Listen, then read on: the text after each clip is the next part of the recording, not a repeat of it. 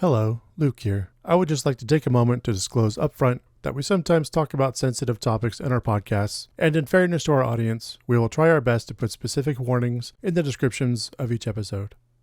Now on with the show.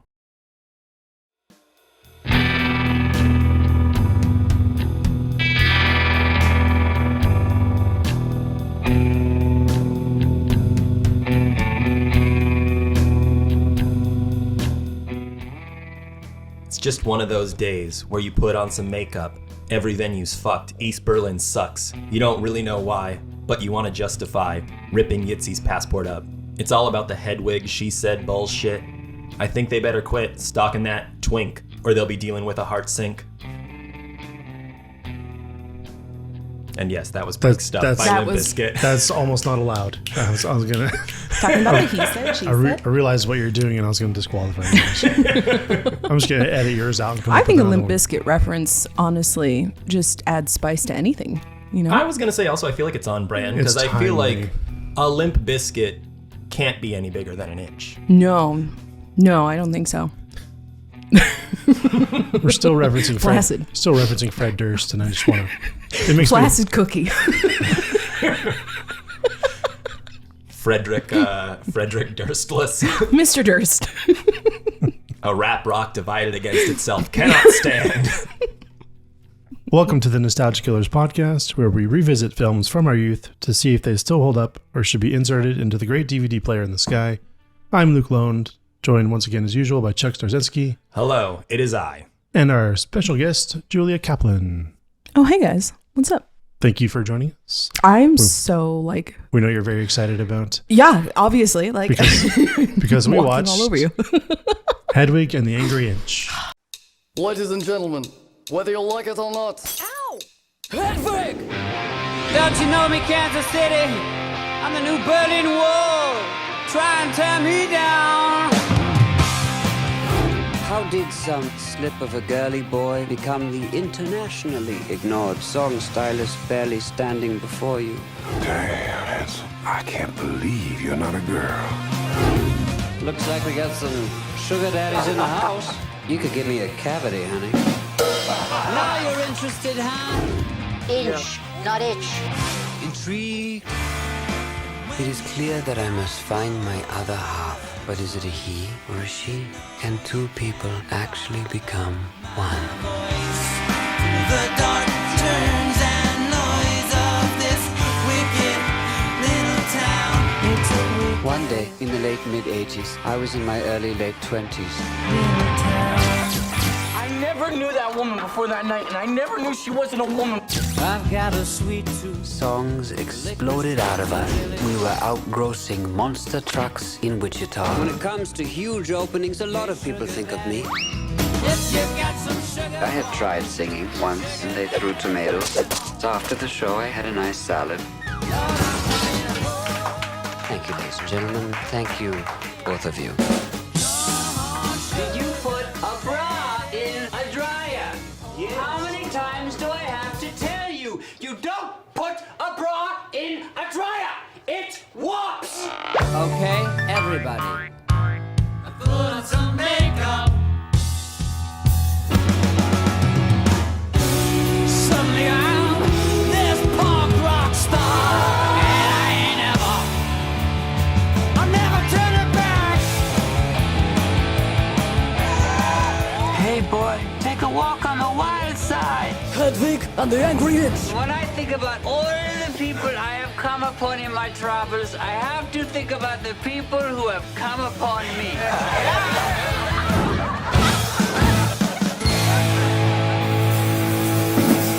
Yeah, we had to get Julia on the podcast because she's the only person I know who has Hedwig tattoos. Yes, I do. Yes, I certainly do. Yeah. Oh, man. Oh, God, when do I situate this? Hedwig is like ultimate nostalgia for me. That's like a movie that I watched right when I was like 15 years old, and right as you're like hitting that cusp of like, who am I? Right. What do I want? I'm so horny all the time. You know, like, and it was extremely formative and still to this day is like one of my absolute favorite soundtracks. I mean, definitely, arguably one of the best soundtracks. Fight me. The songs rock. They slap. Like, it's still good. Oh, like, it's so good. Yeah, it's so good.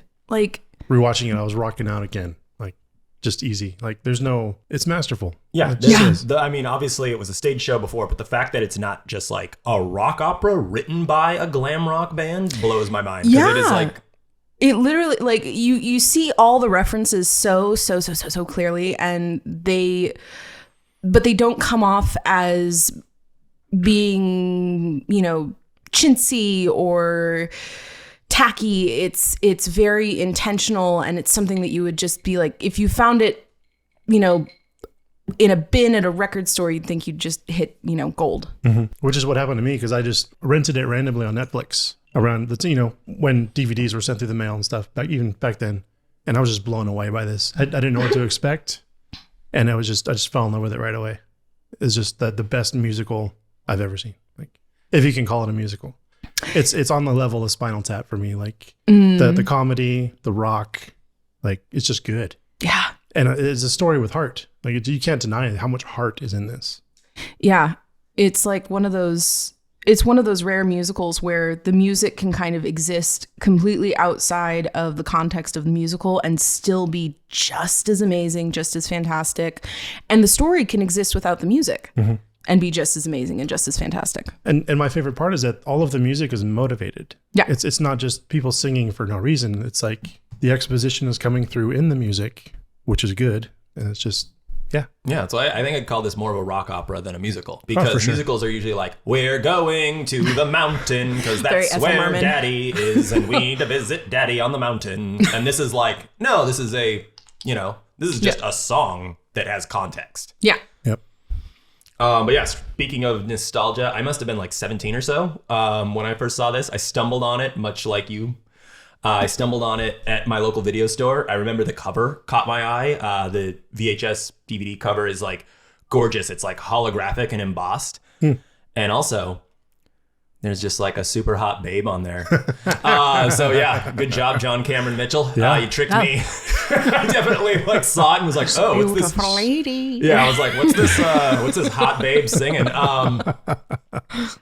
But yeah, I was incredibly surprised, obviously, when I fired up the film. In a very good way, though. I absolutely loved it. Pretty sure also this was my first real time seeing drag and queer culture portrayed on film.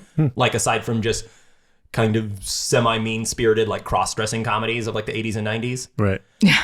And, like, it definitely made me much more open-minded and accepting at a younger age. Like, because seeing it at 17, it definitely was, like, I was still very much, in high school, dealing with high school closed-minded things and saying words that you shouldn't say, but it's, the early 2000s, so you're like, here's a slap on the wrist for saying that. Mm-hmm. But yeah, definitely, like, it fixed me. It woke me up a little bit. It opened my eyes. So, much love to this movie. Oh, yeah. Yeah. If I could say one thing about where, like, this movie has kind of taken me, it's like, it's so about identity, but it's also so about like love and loving yourself and loving other people, but also like it's so complex. I mean, each time you watch it, you can get something new from it. And as a young burgeoning, bisexual who had like found drag at about 12 and just was like, yes, my people, these are my these are my kin. Sure. And like seeing that combined then with this music and rock, it was like, what what is this new fantastical thing? Well, before we get too ahead of ourselves, I have a quick elevator pitch for anyone who hasn't seen it. Hedwig and the Angry Inch is about a disenfranchised rock star who recounts her life story over the course of a terrible U.S. tour. Yeah. Yeah, that's pretty much it. That would suck. That would get anybody to watch, I think. Exactly. Yeah. But I feel like we're all just going to gush. So, Julia, what are your most nostalgic or favorite scenes? You can't just say the movie. All of it. I love it. No, I have some very specific points that I wrote down because I was like, I have so many. I mean, I went way over. First off, origin of love. I mean, just origin of love, the whole thing.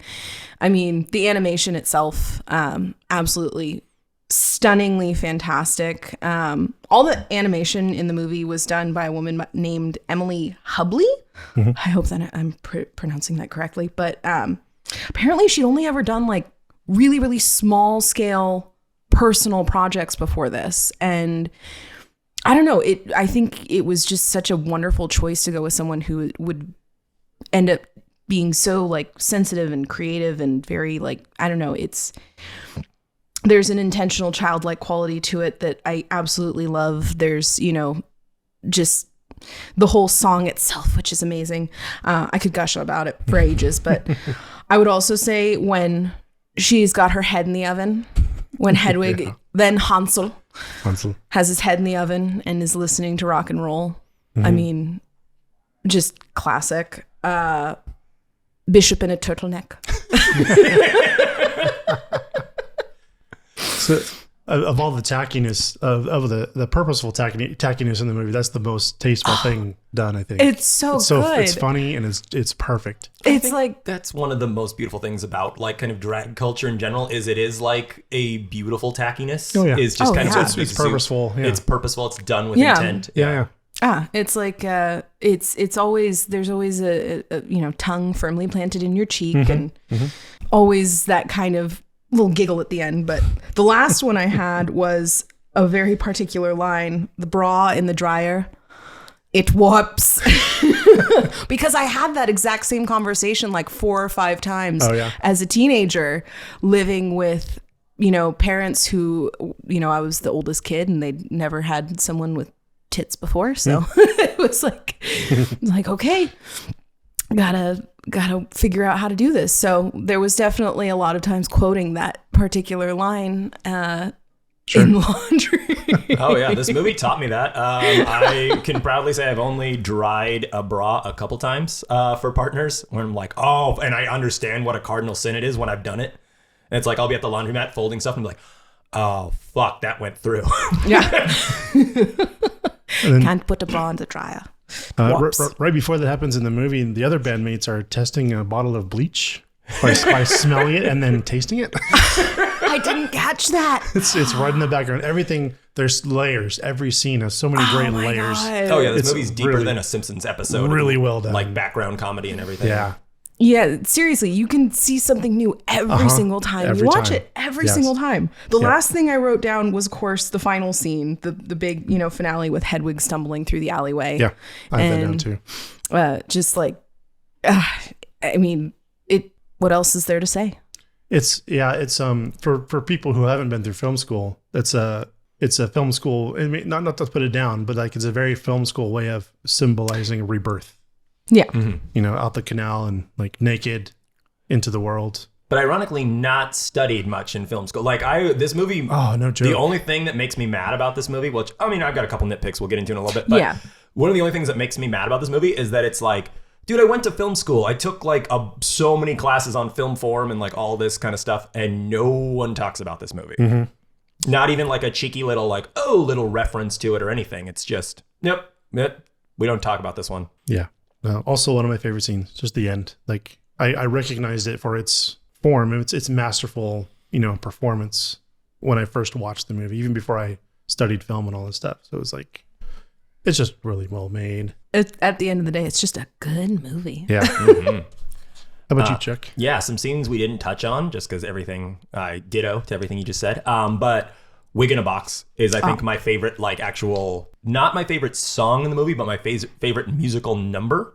That whole thing is just masterful, where it's like she's just completely broken because she's just been basically dumped. Yeah. Just as the Berlin Wall falls, too, which is perfect. I mean, just like it's one of those, like, fuck me, I could have stayed home. Yeah. It's like, I even have a note in here that's something like, big shit left. Yeah, big shit bag gets left by Luther. Mom also leaves. Berlin Wall falls. Yeah. No, exactly. It's like one of those, I was trying to change my life, and then it's just like, if I would have waited like a week. Yeah. Which, I mean, I did a little research on East Berlin. Apparently, they actually legalized homosexuality in 1968, I believe, but continued policing it and demonizing people all the way up to the 80s until the wall fell, basically. Weird. So it's like it's like weed, basically. Yeah. But like it's like, hey man, like it's totally cool that this is happening, but also I'm gonna write you a ticket for being gay. Yeah, basically, it's like, you can touch my butt if you want, but don't touch it too much because I might report you. Speaking of all of that, one of my other favorite scenes we didn't talk about is just the courtship of Hansel, who at the time Hansel, by Luther, which is the whole like literally like the Hansel and Gretel kind of thing going on of like luring with the candy, and all of that stuff is so fucking good. It's different from a gummy bear. Exactly. Which I have some favorite lines from that whole scene that we'll get into the band names later. I feel so optimistic. Yeah. Just chewing, just a mouthful of sugar and like, I feel so optimistic. Yeah. Also, like, just the way the colors are used in this movie, like, I have so many notes just about the colors, but the gummy bears specifically are like, you could read into that so deeply. Sure. And then a final one that we just didn't touch on is just during the performance of Angry Inch, someone just yells like a homophobic slur, and then a full-on bar brawl breaks out. Yes. And all the homophobes get their asses handed to them. It's fucking amazing. And then a very, very minute scene within that scene is Hedwig is explaining her sex op surgery, like in some pretty graphic detail, and like what happened and what transpired. And because she plays just like random diners and like parking lots and things like that, there's one guy who clearly did not get the memo there was going to be a show. And he's just there, and she's like describing in vivid detail, and he's just like he's just trying to eat his like steak or whatever, and he has clearly lost his appetite because we're talking about like cutting open genitalia. Yeah. He's just like, man, this was my one day to go to Sizzler. You had to ruin my one night at Sizzler. There's also another great shot in that scene where Hedwig is like soaring over the chaos. One of my favorite shots. Yeah, I have that in my shot list thing later. Some kind of god. The slow motion leading up to that, when she's crouching down and got the angry face and launches off. So good. So emotive. Just, man, this movie's so good. Yeah. You're going to hear it a lot. Yeah. So just, good. This is a gusher. Like, there's no. And then It's really a gusher, quick, and we're before we moist. get into anything negative while we're still in the happy place, what, not necessarily a category, but like, what's like your favorite outfit and favorite song? Oh, golly. I mean, if I'm going for pure camp and fun and like just delightfulness, then Sugar Daddy. Yeah. Just top notch. But if I'm going for like, it's like a car wash. Just smacking that octogenarian in the face with her crotch. come on, Sugar Daddy, bring him home. That's a real part of the stage performance. Nice. Oh yeah. Went to she went to the same like seat every night, so no matter who was sitting there, got the treatment. That's amazing. Yeah. Oh yeah. And kind of off topic, but the way, having seen both the film and the stage production, you can compare. It's so cool to see how it translated so well from the way it was staged to the way that they adapted it for the film. Like, sometimes you adapt, something one way or the other, and it feels clunky and it feels awkward and it just doesn't work. But Hedwig, like, it worked in theater, it worked live, it works, So in the movie. Which performance did you get to see? So I got to see Darren Criss and, oh goodness, I'm completely blanking on their Yitzhak, but she was absolutely amazing. I believe Lena something. And it was in SF at, blanking on the name, of course. It was in SF. It was at a theater. Right on. It was at a place where they do things. It was at a theater. They have shows there. Sometimes the shows have singing. So a buddy of mine happened to have an extra ticket and was like, hey, do you want to come? Some of us are going. And sure. It was, a singular kind of experience. It was stunning. It was absolutely stunning. Yeah, we haven't talked about it much, but this started off as a stage show. Yes. In 1998. Yes. This movie came out in 2001, but and it's like had a long run. It's been through several different casts. It toured everywhere, all over the world, and it had its own momentum before the movie was even filmed. So it just Yeah, was its own thing. In my research, one of the things that I found was that, first off, a lot of the original kind of off-Broadway cast members are also the same folks who are in the movie. Yep. And Stephen Trask, I believe his name is, who wrote all of the music and all of the lyrics for everything. David Carmen Mitchell, I'm probably butchering that. John Cameron? John Cameron Mitchell. Yeah. Jeez. I had to memorize it too. It's 3 names. Come on. Too many names. John Cameron Mitchell wrote the book, and I believe they worked together to adapt it for the screen. And they had, I want to say, pretty much the entire original cast with some additional players because they had adapted it. It was actually New Line Cinema who funded the production. That was one of their demands, was that they had John Cameron Mitchell and the original cast. So that was part of the stipulation for even making the movie. So that's how that happened. That's incredible. Yeah. They also had apparently a lot of trouble finding a space. So the space that they landed on was like, I mean, you couldn't find a more perfect space for this show to go up. And it was like at different times, like a ballroom, a sailor's bar, like a sailor club, a sex club, and a punk venue. Nice. So it's in the meatpacking district in New York, which even is better. Which is not a like, you have to be pretty adventurous to go there. Like already, stunningly metaphorical though. Yes. Yeah, exactly. Oh yeah, very much so. To make the stage show, they got somebody to buy a venue basically, and they built their own stage for it. So like before the show even went on, they had their own place. That's incredible. Where they did the first run of the show. So it's like, it's there's a documentary. I don't think I mentioned it yet, but I watched it. I loved it. It's called Whether You Like It or Not, Hedwig and the Angry Inch, and you'll learn all this stuff. And it's on YouTube. It's free. It's in like hour 45 minutes, and it's I'd say just as good as the movie because it's like got all the questions answered. Decompressing it with it after work today. Yeah. No, it's awesome. That's going to be the move later, I think, for sure. Just because I also have like some things I couldn't find anywhere else to fit, like in my favorite parts. I have like a lost in translation section that couldn't quite fit in. So there's a lot of military terms and not so many German ones, but the military stuff. Here's my nostalgic connection to this. I also went to high school in Germany, and I also lived at Fort Riley, which is right next to Junction City, Kansas. And I was actually living in Fort Riley at the exact same time in the real world that Hedwig was getting dumped in Junction City as the Berlin Wall fell. So I was like, I have this huge like connection. Like, that's my life. Are you Hedwig? I was like, I'm Hedwig's neighbor. Easily Hedwig's neighbor, This is Luke. Hedwig lives next door. Yeah. And it's like that immediately, when I first watched it, I was like, oh, did they follow me around? And like, that has to be eerie as fuck. They know too much. It was bizarre. But Luther is he's a sergeant first class, which is an E7. It only goes up to E9. So he's a pretty high ranking Army non-commissioned officer.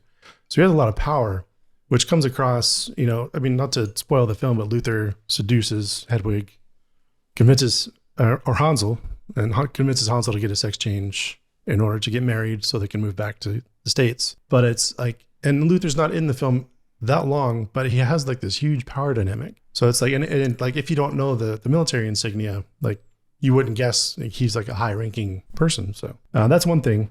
And then there's the Bilgewaters. Do either of you know what bilge is? I don't. Bilge. It's gross. So, so at the bottom of a sailing vessel, there's essentially just kind of a nether space that holds icky things. It's the very bottom of the inside of a boat, wherever all the shit falls. It's all the poo poo, all the piss, all the any dead things, oil, gasoline, diesel, all the nasty shit, and all the restaurants that they play in. They're all these different chains of the Bilgewater. Oh, like if you like the Bilgewater, Cincinnati, or whichever one it is. That's incredible. I did not catch that at all. Yeah, and then if you look at the way they really filmed it is they found a defunct restaurant, like, and they filmed all the restaurant scenes in that one place. They just changed the angle of the filming. Oh. And the set design, if you can go back and watch it, you probably noticed, but all the sinking ships Mm-hmm. are painted on the walls. Yeah. So they hit it by disguising it as a chain. That's brilliant. Yeah. It's really, really brilliant. Like production. So brilliant. Yep. Use what you got. That's right. Yeah, that's pretty much what I have. Like I figured like, oh, there's the PX. I guess I did write that down. The base PX. Does that make any sense to anybody? No. So maybe.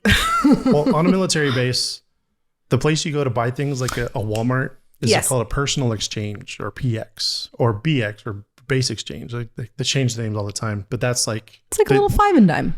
No, it's actually like a Walmart. It's actually like the big place on It's a big base. 5 and dime. It's the big place that you go and get like everything you need from furniture to clothes to, school supplies or whatever. So like, and they never like mentioned that in the movie. They never explain it. So I thought maybe listeners and people would like to know. Yeah. Hell yeah. And that's like all military bases. Yeah, that's pretty much what I got. My favorite scene is the whole movie I couldn't write down, but I really like the rebirth. Yeah. At the end. I like the realization, the final song, of Tommy. And as Tommy walks away. Mm-hmm. Like that was just I was crying. Sorry. Oh yeah. No, please. No, I sobbed like a little baby boy, like a sweet little baby boy. Like it's moving. It is. It has so much heart. I don't have like I don't identify with too many of the characters, but I can feel what they're going through, It's like, it's one of those where it's like, even if you haven't had this specific experience in your life, everyone can empathize with the feeling of, feeling left behind or feeling like, they don't quite fit in their skin and, trying to find, some kind of balance. Maybe, you have a lover who does you dirty and, there's something in there that anyone can relate to, even if you can't relate to like the really big, like in your face parts of the movie, the more subtle kind of nuances of it, they're just like brimming, packed, delightful. And the whole film teeters on comedy and sadness, and failure, So it's like you're bouncing back and forth constantly, and finally just pulls the rug out from you at the end. Yeah, it's good. It's good. So it good. really rides that line so perfectly. Yeah. I mean, if you guys are game for it, I wrote down some of my favorite lines as well because go for it. Some of the silliest ones. Do you want to save it for the band name section? Sure. Or also, we can get there. We are actually like a half an hour in already. So okay, maybe we should move along a little bit. In that case, we talked about everything that's awesome about this movie. What is any worst scenes or moments you could forget, Julia? Oh, I had a couple. So the relationship between Tommy and Hedwig, as a teenager watching it, you're like, this makes sense. As an adult watching it, it's like, it happens. Like to write it off completely is to ignore like lots of very valid experiences that people have had in their lives, and especially in like gay world, until, not too very long ago, it was not uncommon to have, an older person, taking a younger person under their wing and kind of introducing them to gay life. And, there was a lot of oral tradition where you were passing on, the culture from individual to individual. And a lot of that was done with those kind of older mentor-mentee relationships. And, looking at it through a modern lens, is there like a heightened ick factor? Sure. But it still to me rings true for the characters and for the situation and for the period of time that this is set in. And so for me, it doesn't really like it. I still love the movie. Sure. Oh yeah, you're dancing. You're dancing around it. Yeah, for me, it's just it's just all the grooming of Tommy. That's what I don't like. Like it's pretty visceral to just like jump in with she was his babysitter. Yeah, and she just like without his knowledge just jacks him off in a bathtub. That's some consent not being asked for, taken there, and getting a little spicy. I'm curious. In the play, Tommy is Hedwig, right? How did they handle that being just one person? Or did they? From what I remember, I don't think we ever saw Tommy in the flesh. That's what I thought. Yeah. Like, I think there was one part where you kind of saw, it was towards the end of the production and, or towards the end of the show. And it was like in those last kind of final moments, Wicked Little Town reprise, where Darren Criss, who that night was playing Hedwig, because they would switch off, that particular performance, he would just like strip down and become Tommy Gnosis in that moment. Right on. And so I think if I remember correctly, and I'm sure someone will be out there to tell me if I'm wrong, I believe that was how they handled it, because there was the stage production in SF, the touring production was very small cast. It was like, it was essentially framed to be the band, Hedwig, and the audience. And the idea, at least in this particular production, was almost like you're there for a concert and Hedwig just happens to be telling you the story of her life. Right. And it actually has the same, it's the same kind of feeling that the Menzies Fair evokes, where there's the goth kid who comes up and sits with Hedwig. It was that same Story kind of time. vibe. Yeah. It was that same, and because the theater was small, I think it was actually maybe the Fillmore, because the theater was small, it felt intimate. It felt like a small concert, and because of the way they'd staged it, you know, you could have been there for a punk show. Yeah. It was chef's kiss. Right on. Speaking of chef's kiss, for this movie's cocktail, we have, you know, we're filming in the morning, so don't worry, we're not really drinking. We're just having a little rainwater, darling. With Little Everclear. rainwater and Everclear. So a little rainwater and Everclear.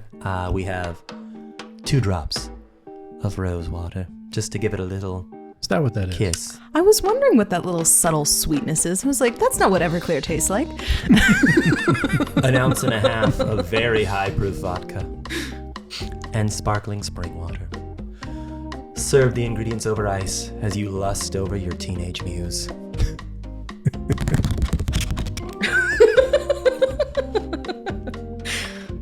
The ASMR segment of the show. There you go. And with that, I think we're going to take a quick little break. Let's take our fake ad break.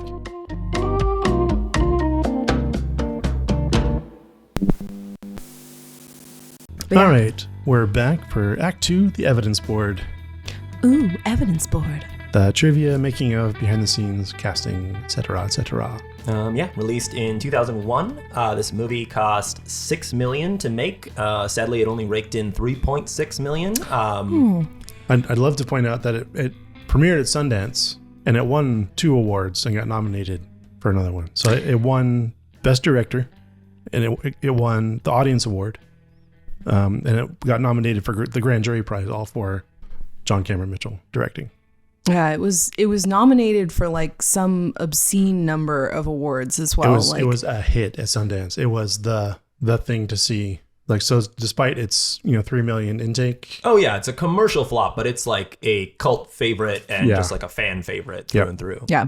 Written and directed, as we've said before, by John Cameron Mitchell. Most of the vocals in the film were also recorded live to keep up the intensity of the scenes. That was kind of fun. Really? That was really not good. something I knew. So the music was live tracked in the back and then sung live. So it was like the real music coming through. You get the ambience of the restaurants that they were in. Yeah, the sound is perfect. Like, it really conveys. It's not overdubbed. If it was dubbed, you'd hear it and you'd be like, "Oh, this is fucking fake." Yeah. No, it's a real live punk show, and that's how they captured it.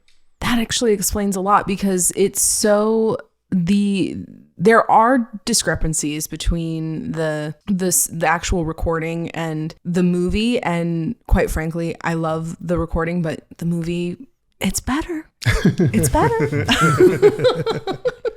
Michael Pitt complained about being very uncomfortable during the kissing scenes, but is not due to the fact that they were engaging in same-sex kissing.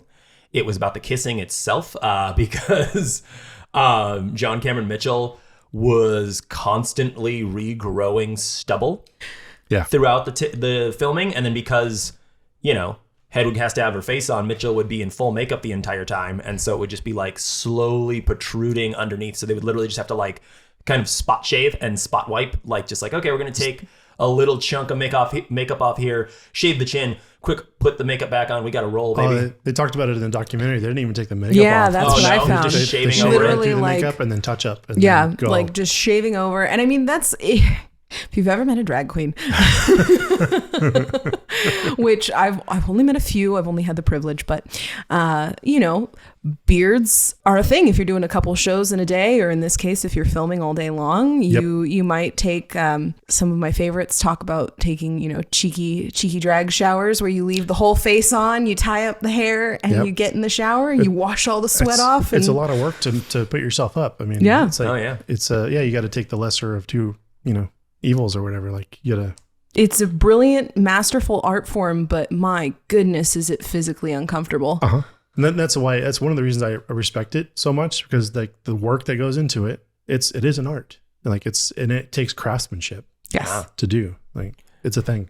We've already talked about it, obviously being based on the off-Broadway play, but the character of Hedwig existed as a drag act well before, created by Mitchell.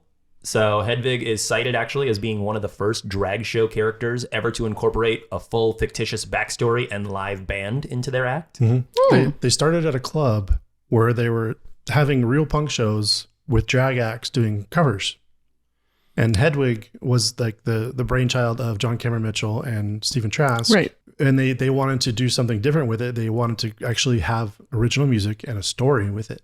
And it just fucking took off. Well, the character of Hedwig is such an interesting one too, because it's based off of his real life babysitter. Yeah. John Cameron Mitchell is an army brat, like me. I think he grew up in these places, and like he had the babysitter was also a sex worker. Yes, she was an East German. I believe in his bio he said it was like East German part-time prostitute. Yeah, and clearly made quite an impact. And I mean, that's one of the things that drag kind of very lovingly pays homage to, is these women who are fascinating, colorful characters who unfortunately end up kind of often being demonized by society and not really given the chance to, we think of like a quirky little guy and go, well, that's a quirky little guy, what a funny little man. But no one looks at a woman, necessarily and says the same thing. Right. Yeah, very true. As we said before, not a commercial hit, but a huge cult hit. So much so that a perfume company called Demeter actually released a Hedwig scent in the early 2000s. Apparently it smelled like very powdery cosmetics and cigarettes. Oh my goodness. So failure. Yeah. Awesome. Aroma of a woman. Yeah, there's like I've said before, there's a making of documentary called Whether You Like It or Not, Hedwig and the Angry Inch. I recommend everybody check it out, especially if you check out Hedwig as well. One fun fact that I found, and it's perhaps a very obvious fun fact, but the references to Plato's Symposium. And because I looked this up specifically for this podcast, if you're not familiar with what Plato's Symposium is, it's a collection of conversations and speeches by Plato, Socrates, Alcibiades, and the playwright Aristophanes. And it's musings on the idea of eros. Mm-hmm.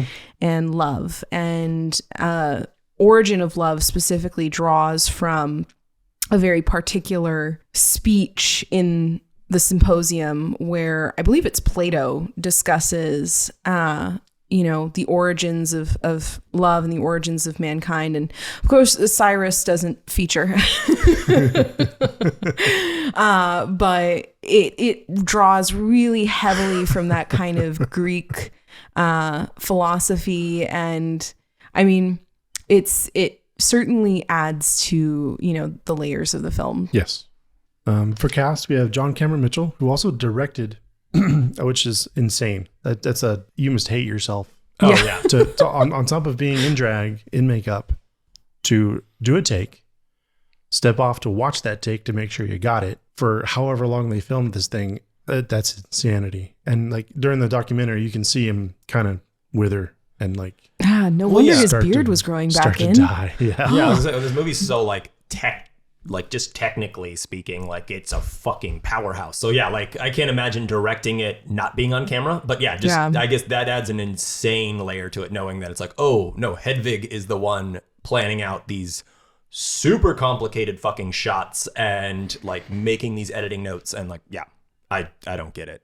Mm-hmm. Wouldn't be right if she didn't. Yeah, pretty much. But it is just so intentional. Everything, Yep. every single shot has so much purpose. And I mean, sometimes it does kind of lean into like that one, you're staring directly into someone's eyes, but it's impactful and it's done tastefully and it works. One favorite shot I didn't get to mention. We'll probably mention during the shots. We'll get to the deacons. Yeah, but yeah. Usual Suspects. I didn't do full disclosure. We did 2 episodes this week back to back, and it's Memorial Day weekend. I know this is just a cop out and excuse, but I did not really do a ton of research on this movie. Well, here's the tricky part. Did you find any, Julia? You didn't. Usual Suspects. Remind me what that means. No, I'll just go ahead and give you mine. So for me, I spent like 4 hours trying to find one. Mm-hmm. It was not easy. So this is.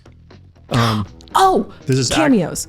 Well, no, this is actors in the film who have worked with other actors in previous films that we've done. Connections. Oh, gotcha. And fucking hell. Like, I mean, we've done, this is the 14th episode, and we still don't have like a pool of them to draw from, and it's really hard. So we've got Alberta Watson plays Hedwig's mom. She was Dade Murphy's mom in Hackers, who is also who stars Matthew Lillard, who was in Serial Mom. There we go. So that's the only usual suspect between this movie and anything we've done yet. So there you go. There we go. For nitpicks / thanks, I hated it. Yeah, I already touched on it personally, but the grooming of Tommy is very icky, and we just kind of gloss over it. And as Julia had said before, this is not really my battle to, not my hill to die on, nothing really there. But, she mentioned the whole older people in the gay community taking younger people under their wing. Yeah, if very you watch, gray area, and I have no leg to stand on, so I'm not going to talk about it too much. if you look at who Luther left with, that boy was pretty young too. Oh, yeah. No, that's also like one of those things that's kind of not fun. It's fun in a dark way of just like, oh, Luther force this person to get a sex change when that's not what Luther likes. Luther is very much into younger men, not younger trans people. Mm-hmm. Yeah, it's one of the more kind of like it's just such a excellent kind of hard shift, because you go from like everything is hunky-dory and fantastic to just whomp. Yep. Literally falling into the easy chair in the trailer. Yeah. I did notice that stuff, but like, yeah, it is bad. It shouldn't have happened, but there's also describing trauma. Yeah, exactly. Yeah. And creating characters. And then like, yeah, I'm good.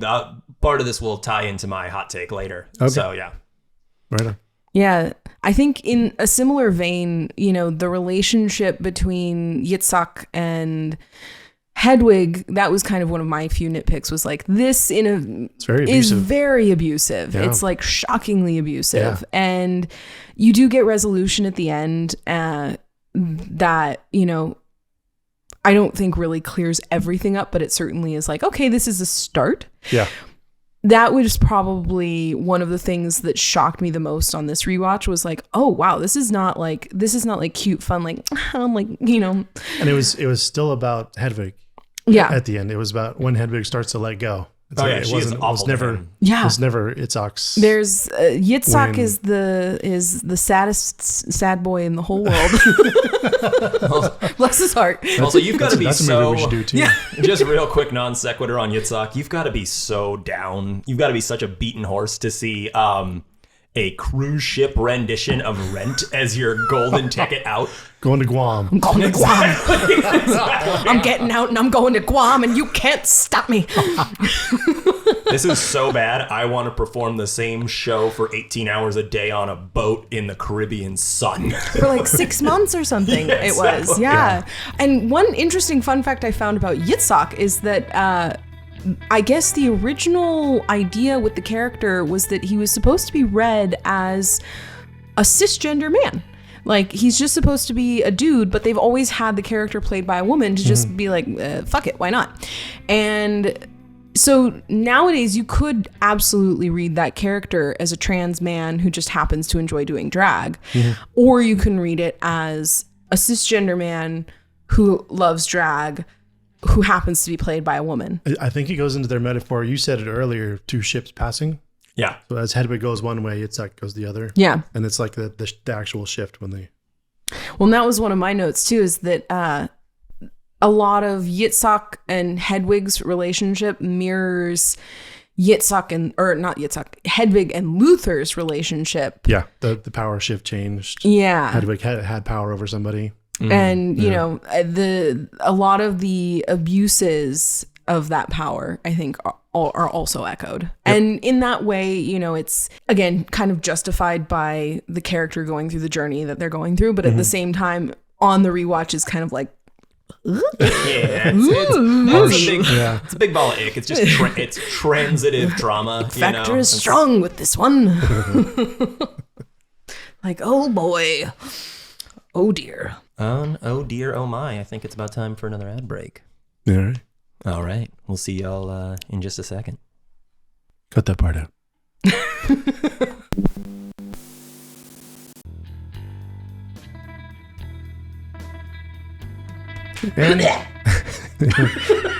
And we're back with Act 3 awards and categories. So, who won the movie? Oh, easy. Obviously, John Cameron Mitchell. I mean, he is the movie. Yeah. Like, he's Hedwig, he's the writer, he's the director, he's the design of it. Yeah. Yep. He's all of it. He's the queen. He is the queen. But yeah, and like, not to undersell Stephen Trask, but like, still, even with Stephen Trask's help, like, this movie's just John Cameron Mitchell. Yeah. Stephen Trask wasn't directing. No, exactly. John Cameron Mitchell was. yeah. I split it between Hedwig and Yitzhak because Miriam Shore, who plays Yitzhak, delivers such a powerfully nuanced and subtle performance. And one of my notes is like, in the last scene, there's like this huge conversation that happens between Yitzhak and Hedwig, and almost nothing is said. It's just underneath the song. Yep. And it's like only a few beats, but the amount of communication that happens in those few beats is like, there are actors who've been, you know, working for decades who like are still trying to find that, you know, like that is just, again, chef's kiss. Yes. Totally agree. When I first watched it, I didn't realize Yitzhak was being played by a woman. So I was like completely blown away by the transition. I was like, holy shit. Yeah. I just thought it was another like drag queen in a bad like spear gum beard. Yeah. No, she's fucking amazing. I feel like this one might run really long. My new band name. Yeah. A memorable quote or reference that would make a cool, edgy band name, and what genre would said band be? This movie is just quips and lines. Mm-hmm. It's fucking well written. Extremely poetic. Yeah. So many nuance and profound things. I personally have like fucking 10, so I'm just gonna like cherry pick the ones I like. Get into it. So I'll let you guys, if anyone wants to start. I mean, one of the things that I wrote down was just Jesus said the darndest things. I know. Jesus said the darndest things. And I feel like it would be maybe not even a band, more like a talk show, like a religious talk show. It's like, hi, I'm Betty Lou, and this is Jesus said the darndest things. That was definitely one that jumped out right away. Right. Also, teaching limbless children to sculpt, which is his mother's profession in East Berlin after the war. I totally missed that. Yeah, it's like my mother's profession was teaching limbless children to sculpt, or something like that, or like teaching sculpture to limbless kids, or something. It was just, it's so good. Man. Oh man, I'll try and just speed run a bunch of these really fast. this is in reference to Yitzhak. My Man Friday Through Thursday. Yeah. They would be an indie band for sure. Aunt Trudy's Pelt. The 90s alt revival like style band. It kind of would sound like Smashing Pumpkins or something like that. Which is reference to she's doing a really fun Midwestern accent, and she's like, "Don't you hate wearing all those furs?" What animal had to die in order for you to wear that? What animal had to die for you to wear that? And then she's like, "Oh, this is my Aunt Trudy's pet." Yeah. A Trail of Rainbow Carnage. Yeah, I got that too. That would be like a white belt screamo band. Like that would be like Blood Brothers level, just kind of like kind of stuff. Yeah, very. I also have Korean mom band on here. I feel like that would be like a Midwestern emo band. They play a lot of those are things I saw on military bases growing up. Like I don't doubt it. A beautiful Korean mom band. playing in like a Dairy Queen or whatever they were in. Oh, you gotta love it. You gotta love the DIY spirit. Yep. I have Bears of Non-Aryan Origin. They would be a queer hip hop group. Hedwig says, and there was the packaging, panting gummy bears of non-Aryan origin gazing out at me. It's a line from one of her songs, but Midwest Checkout Queen. There would be a grunge, like shoegaze band. Travel Exhausts Me, which is one of my favorite things she says to Tommy in the entire movie, because he's like showing her like shitty Americana classic rock, like Kansas. Oh yeah, it's like Kansas, Chicago, America. It's like travel exhausts me. But they would be like a shitty classic rock cover band. And then my last one is Same Bluish Pain, which I thought was really poetic and beautiful. That's how she describes gazing into Tommy's eyes for the first time. They would obviously be like a Midwestern emo band. Yeah. But also, yeah. Grooming aside, I get it. Like, Michael Pitt's a fucking babe in this movie. Like, it's like, there's a couple scenes where I'm like, all right, I see where we're coming from with this one. I also have a few quotes where it's like, this might be what the Midwestern emo band uses as their intro. So one that I wrote down is, from this milkless tit you sucked the very business we call show. Oh, yeah. Milkless tit. Milkless tit. It's just like, it's delicious to say. The other one that I just absolutely loved was, I tried singing once in Berlin. They threw tomatoes. Afterwards, I went home and had a nice salad. They reference that a lot. Like I had to pause the movie when that happened because I just laughed forever. Yeah. Yeah, there's a lot of visual references to like, getting booed off stage and taking it with pride. Because like his he's singing when he's still, and I'm sorry to misgender, but I think he's still Hansel at the time. He's like singing in the oven as a boy. Mm-hmm. Yeah. And to shut him up, mom's like cooking dinner and she's like peeling stewed tomatoes. And to shut Hansel up, she just pelts him. And then he just like takes it like on the chin. He starts eating it. And grabs a bite of tomato. And then it's just like, where was I? And starts singing again, basically. Oh, another one I had that would definitely be at the start of an emo song was, but I love you, then love the front of me, honey. Can you picture that? And then it's some sick breakdown, just... No, while we're on the subject of music, this is also just like a quick fun fact. I guess the band Type O Negative, who are like a kind of doom gothy metal band. Yeah. They have they're one of the few bands that I was able to discover in my research who actually have like covers of like this album. Mm-hmm. They apparently do a very like heavy version of I Got an Angry Inch. Oh, yeah. Oh, I'd be interested to hear that. I'm very familiar with them. Yeah. Oh, I'd be very curious about that.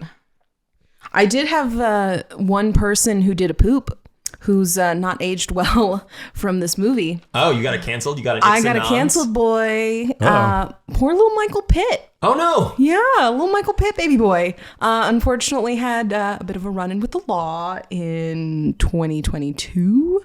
Oh, recent. Yeah, I got charged with assault and larceny. Oh. petty larceny. Petty larceny. Not real larceny. Not real larceny, petty. just petty larceny, just a bit of petty larceny. So unfortunately, baby boy is not really working too much now, but he was in Boardwalk Empire, which was fantastic. I think he was in, He was in a lot of other stuff too, but he was on TV a lot. Yeah. he did, I think, Ghost in the Shell too. He was also in Ghost in the Shell. He That's had right. I think it was Cuvée? The Scarlett Johansson one, or Yeah, the ScarJo one. ScarJo. The one that is not acknowledged. The whitewashing. Well, he was also briefly in Seven Psychopaths. Oh. But yeah, I like didn't recognize him. And then just to skip ahead then, while we're on that, is that Channing Tatum in a Dog Collar Award. I'm going to give that one to Michael Pitt. I know it's not a cameo or a bit part, but yeah, he's just one of those actors. He's one of the few people in this film that I'm like, oh, like I recognize him from so much. Like for me, it's Funny Games personally. Like that will always be my Michael Pitt movie where I'm like, See, I was going to give it to Rosie O'Donnell. I got Rosie O'Donnell. Yeah, Rosie O'Donnell. She's in it for 5 seconds, but It was like a 2-second little bit, but the fun thing about that is that's actually recycled footage from the Rosie O'Donnell show. So it was actually John Cameron Mitchell on the Rosie show, like back in the 90s, promoting the stage play. that is brilliant. That's awesome. I suppose if you have like access to the footage and the person is supportive, like It's cheaper to buy the footage than to get Rosie on it and set up a stage and all that stuff. Yeah, it's good filmmaking. Updated movie title for 2023. What would the title be? And what would it be? And if it was released today, also what would it be if I could speak and say the category? I got no change. Like, I got no Yeah, I got no change. change. It's like it's an alluring title. Yeah. Angry Inch says so much. My only one is if you were going to try to be a little more subtle about it, just calling the movie 6 inches forward and 5 inches back. Yeah. There you go. 6 inches forward, 5 inches back would be, that could be many films. Yeah. I guess if you're really going for like kind of like, that John Waters effect of like, oh, I'm going to pick this up and put it on for my kids kind of thing. And then it's like, oh, God. Oh, I thought this was supposed to be a musical. We have the Roger Deakins Would Be Proud Award for cinematography. We could just give it to the whole movie, but Yeah, I have the a whole couple thing. scenes, and I know Luke does too. I've got the Laundry Forest, The Laundry Forest is brilliant. and that was it's kind of an ad lib the cinematographer came up with. Really? Yeah, it was on. They were on set, and it was kind of a joke, and they had like to raid their prop designer's panty drawer to like hang more stuff up. But I love how it starts off like kind of romantic, and then they keep cutting back and forth, and Hedwig starts going, "How long is this going?" Like it's kind of Yes. breaking the fourth wall, and then she gets into it, and then it just goes on really long, and I just love that joke. Yeah, It's just really good. It's so funny. Another one that has a similar kind of vibe is the Forest of Wigs. Yes, Yitzhak buried amongst the wigs. I love that room setup. They're just all out, just like set up as if she's gonna make a selection. Yeah. Like, why would you? You're traveling. Why would you set everything out like that? Also, just like the view, there's movies just like fucking steeped in visual metaphor every Yeah. scene. So it's just like the wig thing, just being like, oh yeah, like there is no room for Yitzhak. Oh yeah, Yeah. It's like, that makes sense. where would you sleep, Yitzhak? These are my wigs. My wigs need the bed. My wigs need the couch. My wigs need the chair. Yeah. It just helps to like reinforce everything while also being a really visually creative shot. And then right before the underwear forest, there's Hedwig draws the plus sign on Tommy's face. And Yeah. she's holding up the mirror, and it represents the artwork. The two people split, and it kind of brings them together to show that they're falling in love. But in that same moment, Tommy takes the mirror, and it's just his face. Like it's like a foreshadowing of what's going to happen. Yeah. Like fucking brilliant filmmaking. Oh yeah. Just so good. The nuance. The nuance. Yeah. Things we didn't touch on.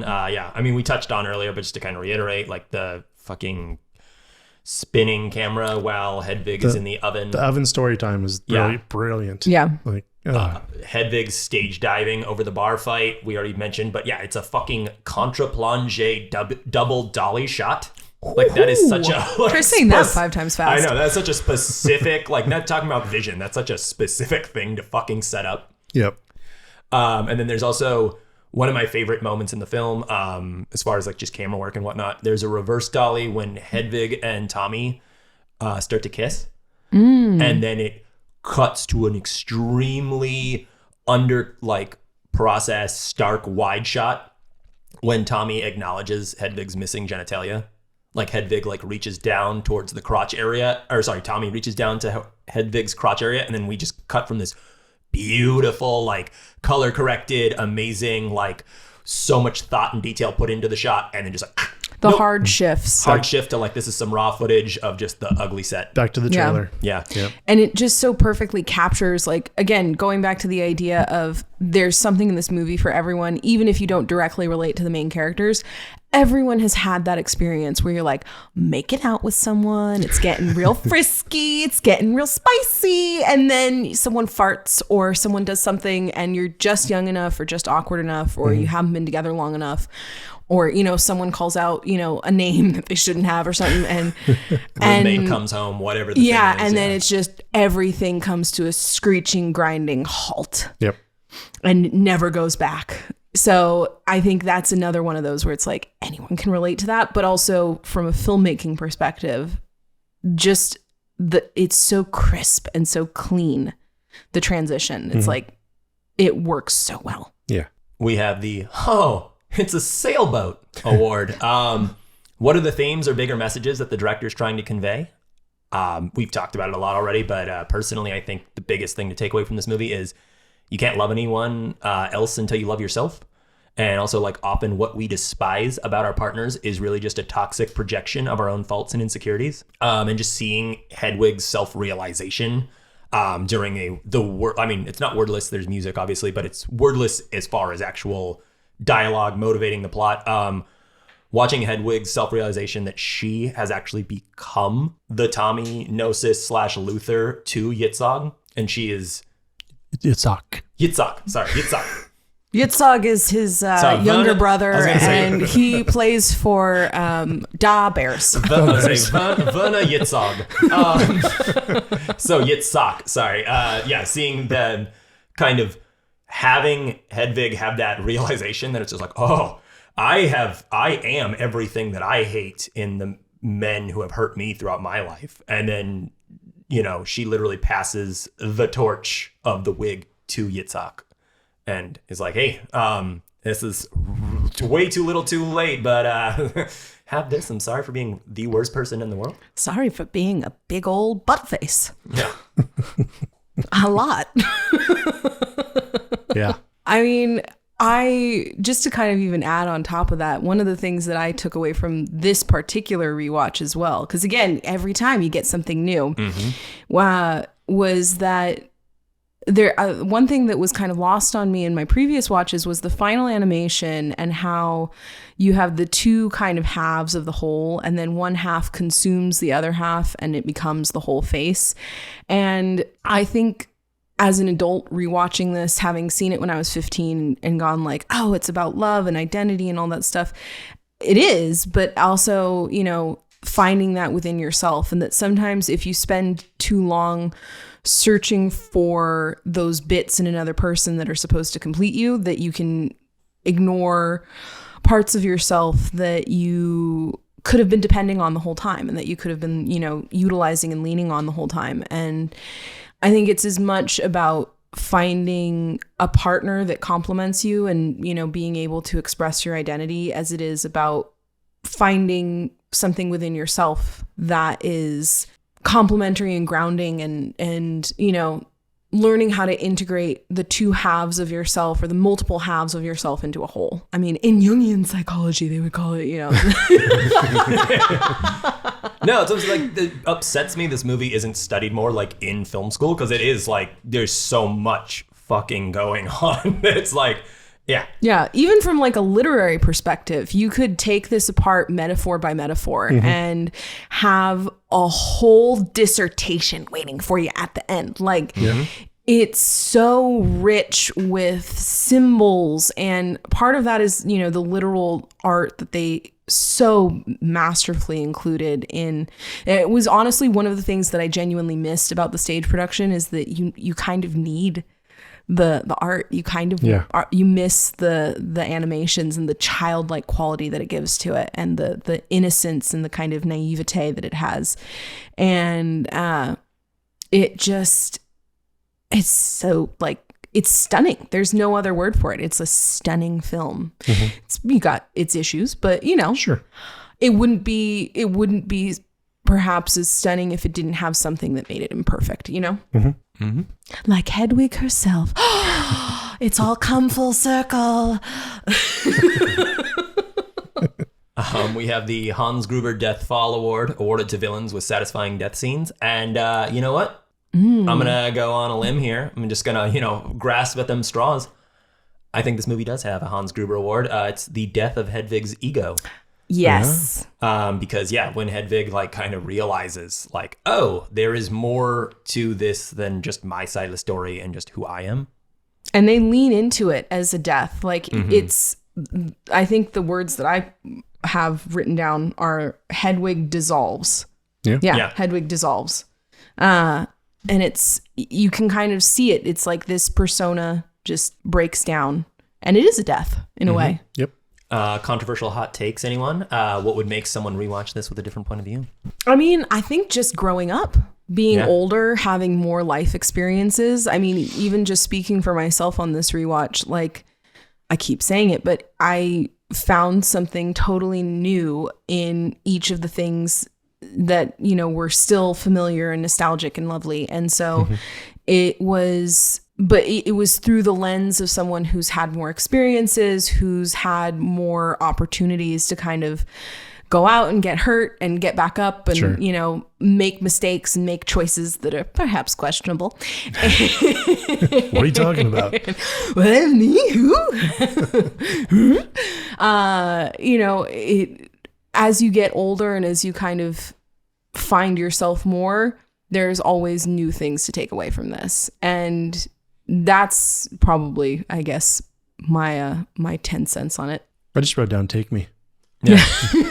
No, Take me, daddy, I'm yours. The first costume, the cape, inside it says "Yankee Go Home," and the other side is "With Me." I never saw the "With Me" before. Watching it this time, I was like, that's fucking brilliant. Yeah, I guess I don't even know if it's necessarily a hot take or controversial, but my only thing is Hedwig is the villain of this film. She is, much like the duality that is constantly at play in the movie. She is both the hero and the villain.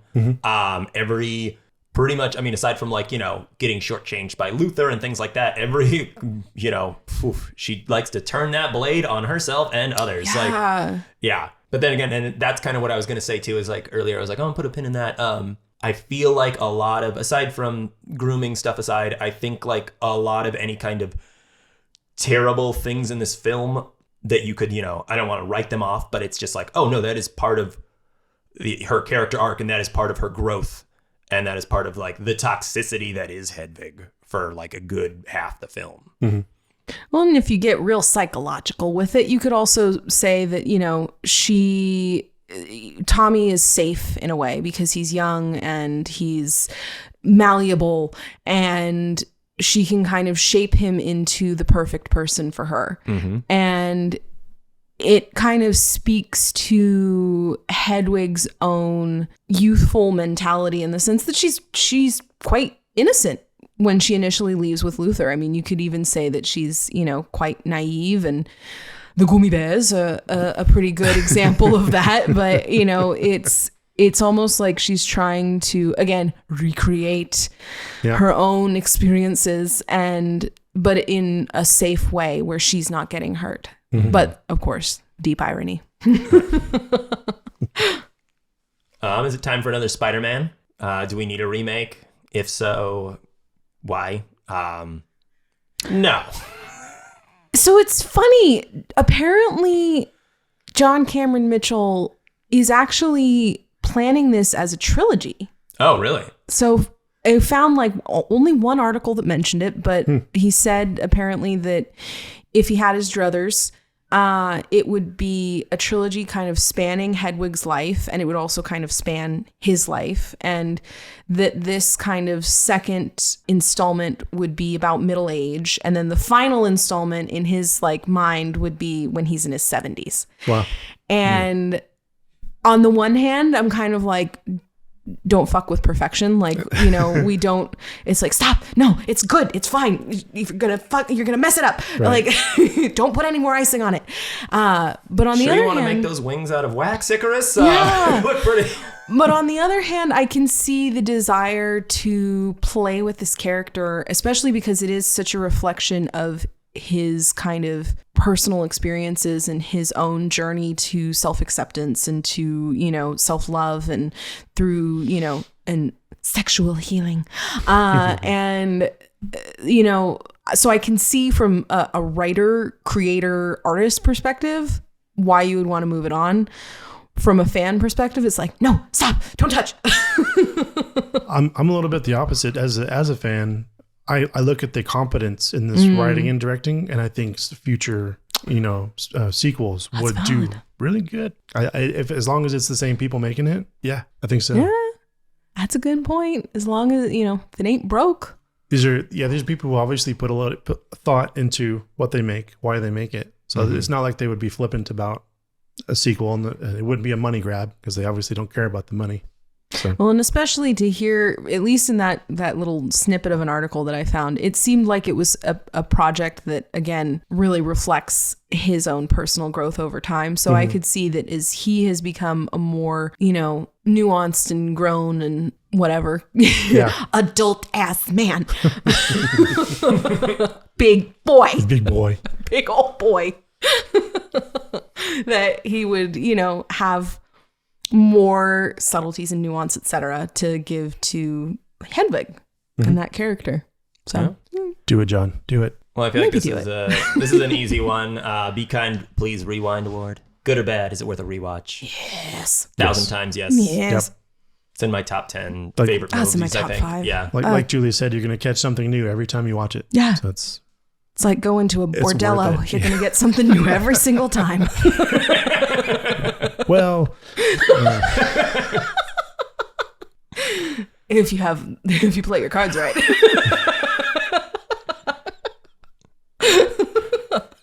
Touche. Yeah. Yeah, it's just, there's so much intention that clearly went into the making of this. Like, you can see that every single little teeny ticky-tacky detail is refined and placed there with the utmost care. And yeah, 1,000,000 times would I rewatch this. I mean, I liked it so much I got it tattooed on my body. This one's another no-brainer. The Neil Breen Struggle for Relevance Award. Are this movie and its theme still relevant today? Absolutely. Yeah. Yep. If anything, more relevant than ever. And it's arguably a classic theme. Yeah. Coming all the way from antiquity. So like. Well, and one thing we've kind of skirted around this whole time is the way that drag is being handled in the South and the way that it's being addressed in places where, unfortunately, there's a lot of ignorance around drag and what it is and the art form of drag and what it means to make that available for young people and to have visible, you know, trans people and to have visible queer people. And this movie really encapsulates how impactful drag can be, whether you're in the community or adjacent to the community or, you know, floating somewhere nearby in the ether.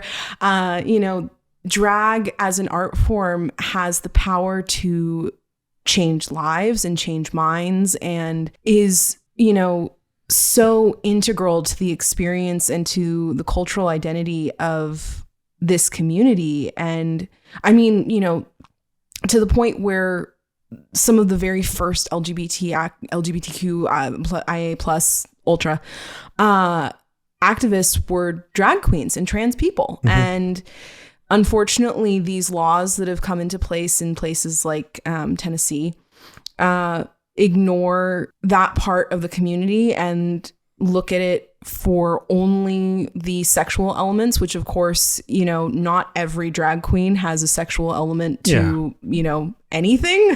Well, I think it's just the right's latest easy target. Yeah. Because everything else has fallen through their hands.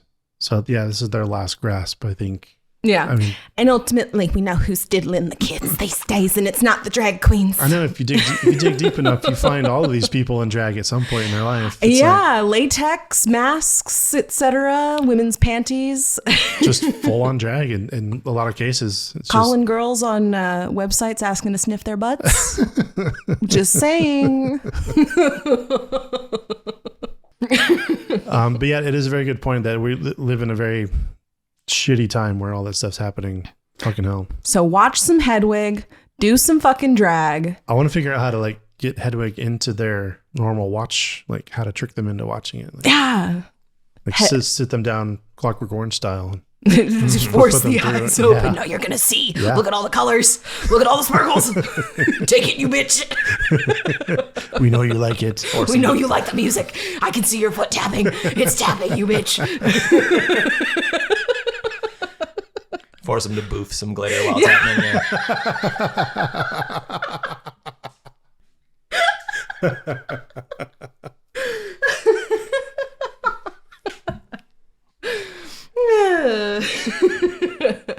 Well, on that note, Glitter farts. what would your guys' rainy day pairing be? Best double feature for this movie, well, under a blanket at home with some Oh, snacks. if I may, but I'm a cheerleader. Oh, that movie has come up more than any other film on this podcast, and the fact that we haven't done it yet is, Criminal? criminal, yeah. It's coming up. We're just saving the good ones. Yeah. I know, but I mean, that one's like, fuck. No, but I'm a cheerleader is like the natural pairing for this because in terms of filmmaking style, there's definitely, I can see like similarities, at least in my mind's eye, in the way that it's like shot, the way that the colors are utilized, the way that, you know, certain scenes are emphasized and certain feelings and emotions are emphasized by like having the characters fly. Yeah. And it's the same kind of story where it's like someone just authentically trying to figure out who the hell they actually are and what really genuinely makes them happy. And yeah, for me, natural pairing. Right on. Nice. Yeah, I've already had that as a natural pairing, so I feel bad saying it again, but that's probably the one I would watch again as well. Yeah, I got nothing else. Just to throw out another option, I'm going to lean more into the rock opera side of the coin. So I would say probably natural pairing just because of like transitions within the character and whatnot. I would say The Wall would be really well. Pretty good. Also, The Wall is, essentially just like an hour and a half music video. You could make the argument this movie's kind of in that vein too. Yeah. But better than The Wall. Hot take. Real hot take. Coming in hot on this one. And a very underrated movie that everyone should just fucking go watch. And this is more or less just a plug for it. Phantom of the Paradise. Oh, 10 out of 10. 10 out of 10. Phantom of the Paradise is a great pairing with this movie. Okay. Yeah, I might have to side with you on that. You want to talk because glam rock? Oof. oh, baby. If you enjoy glam rock, cinematic fuckery, and sheer camp. Camp. Do you like beef, Julia? Beef.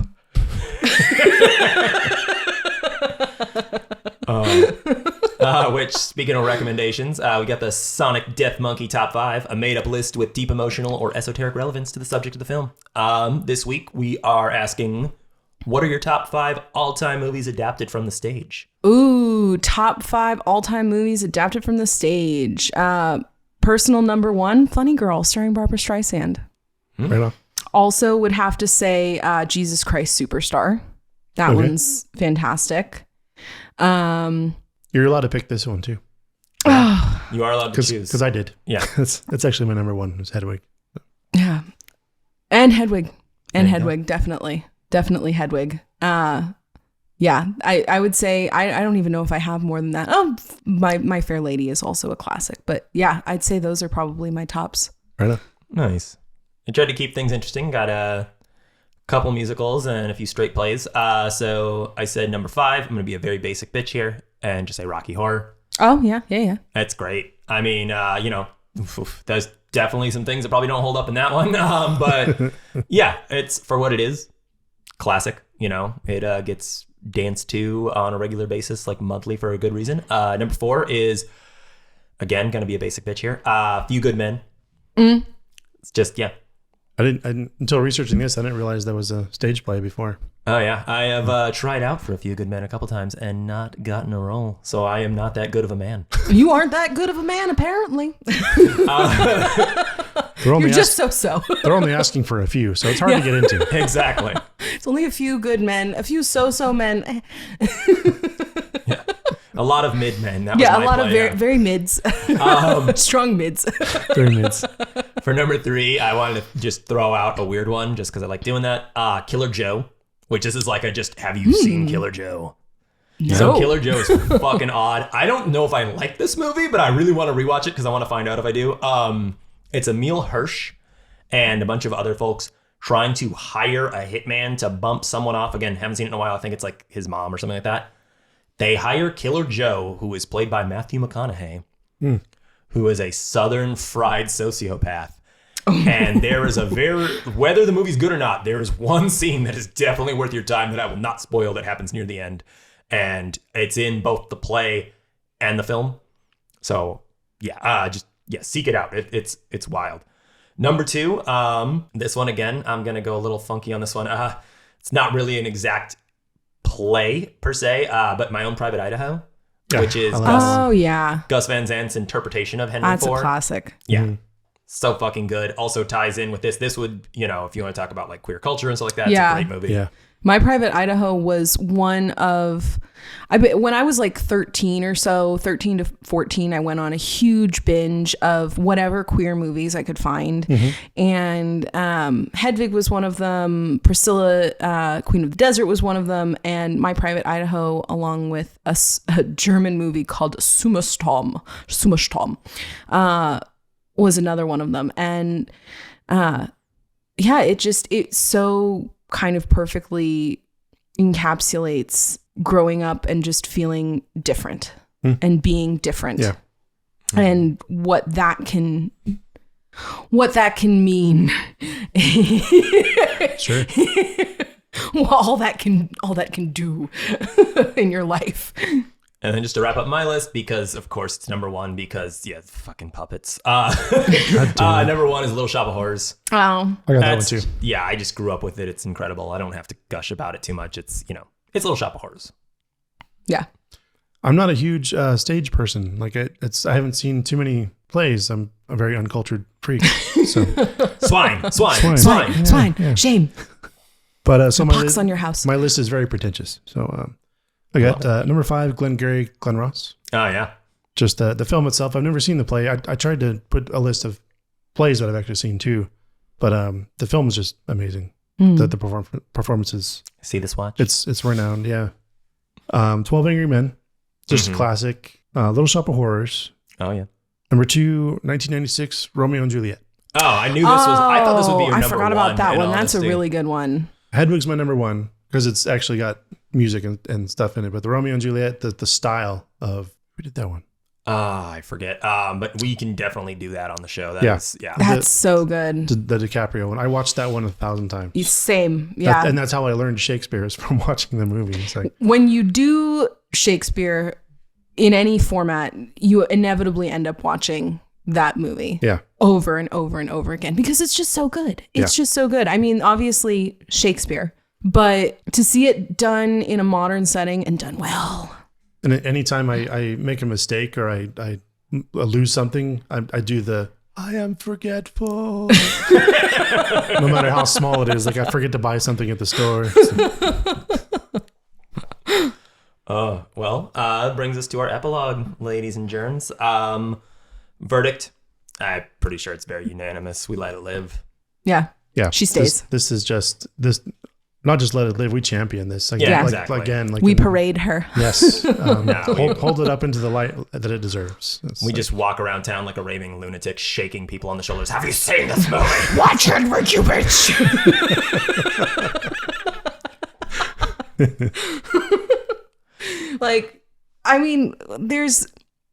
You could seriously teach a class on this movie. Yes. You could teach a class just on this movie. If there is a class and a major for like Buffyology, there should be a major for Hedwigology. When I was in high school, there was in the German college next door, there was a class on the Romeo and Juliet from 1996. Yeah. Like there's a study of that.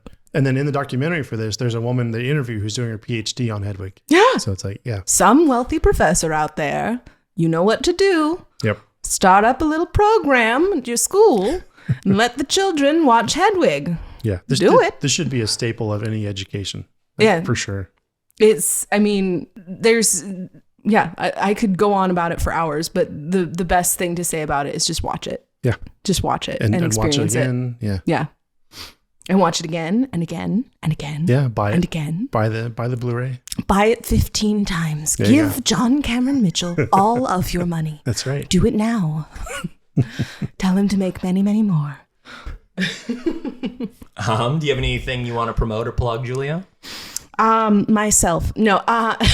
You can. I mean, that's kind of what that's for. It's like, here's your soapbox, here's your pedestal. At the moment, I don't really have anything going on. So if you are looking for a makeup artist, if you are looking for an actor or someone to do voiceover work, give your girl a call. Right on. I just want to say one quick thing. Support drag. Go out and show up for these lovely human beings. And also, just go see a show if there's one in your area. And if there's not, get on the fucking bus, go to the nearest city and go see a show. And also, these are some dark times in our country. So donate to the Trevor Project and countless other LGBTQIA charities if you can afford to do so. Very nice. Yeah. Also, check us out on Patreon. For $5 a month, you get to listen to the post-show recordings when we have them. And we're getting ready to launch a few new tiers. I think for $100 we agreed you get to choose the movie that we review next. Mm-hmm. Ooh. For $1,000 you get to be on the show. Yeah. Buy your way into my heart and my apartment, because that's where we record half the time. He'll let you sniff his feet. Yeah. $1,000? Dude, you can suck my feet. I don't care. Suck toes and talk films. You're so cheap. Yeah. I got some stories for you. Oh my God. Thank you so much for listening. This has been the Nostalgia Killers. I have been Chuck Starzenski. I've been Luc Londe. And I'm going to be Julia Kaplan. Still? Continuing? Possibly. Bang, bang.